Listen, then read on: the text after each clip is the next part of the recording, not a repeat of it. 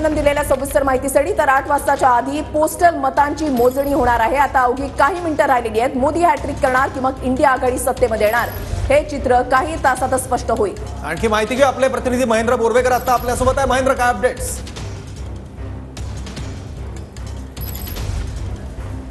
बीडमध्ये आता थोड्याच वेळामध्ये जे आहे पोस्टल मतमोजणीला सुरुवात होणार आहे। मी सध्या बीडच्या शासकीय तंत्रनिकेतन महाविद्यालयाच्या परिसरात आहे आणि याच ठिकाणी खऱ्या अर्थानं मतमोजणीला जे आहे ते सुरुवात होणार आहे। अवघ्या काही वेळातच मतमोजणीला सुरुवात होईल। बीडमध्ये जर पाहिलं तर पंकजा मुंडे आणि बजरंग सोनवणे या दोघांमध्ये चुरशीची लढत आहे। संपूर्ण राज्यामध्ये ही लढत जी आहे ती चर्चेला आलेली आहे। एकंदरीत नेमकं काय होईल याकडे जी उत्कंठा आहे ते शिगेला पोहोचलेले। थोड्याच वेळामध्ये आता पोस्टल जे मतदान आहे सुरू होईल आणि त्यानंतर जे इतर जे मतदान आहे, जे फेऱ्या आहेत, साधारणतः 14 टेबल्स आहेत, 14 टेबल्सवरती 24 फेऱ्या आहेत आणि त्यानंतर हळूहळू जे चित्र आहे ते स्पष्ट होणार आहे। सध्या जर बघितलं तर आणखीनही जे आहेत ते लोकप्रतिनिधींचे जे एजंट आहेत त्या ठिकाणी येतात। कसून चौकशी पोलिसांकडून केली जाते। कुठलाही अनुचित प्रकार घडू नये यासाठी पोलीस प्रशासन जे आहे ते सतर्क असताना आपल्याला पाहायला मिळते। आतमध्ये येत असताना संपूर्णपणे चौकशी करूनच आतमध्ये सोडली जाते। मोबाईल असेल, इतर कुठल्याही वस्तू ज्या आहेत त्या आतमध्ये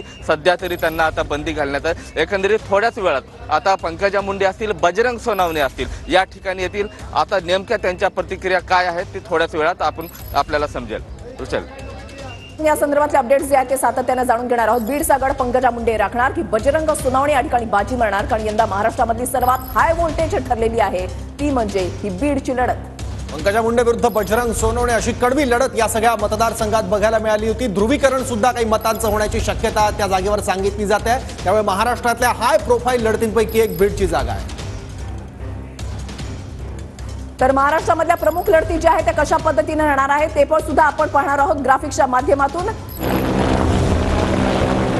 तर भाजप, शिवसेना, त्याच्यानंतर राष्ट्रवादी यांच्यामध्ये टफ फाईट। काँग्रेस, त्याच्यानंतर शिवसेना, ठाकरे गट, शिवसेना आणि राष्ट्रवादीमध्ये उभी फूट पडल्यानंतरची ही पहिलीच निवडणूक आहे। त्याच्यामुळे ही लढत जी आहे ती अत्यंत महत्त्वाची। ही निवडणूक प्रत्येक पक्षासाठी अत्यंत प्रतिष्ठेची झालेली आहे।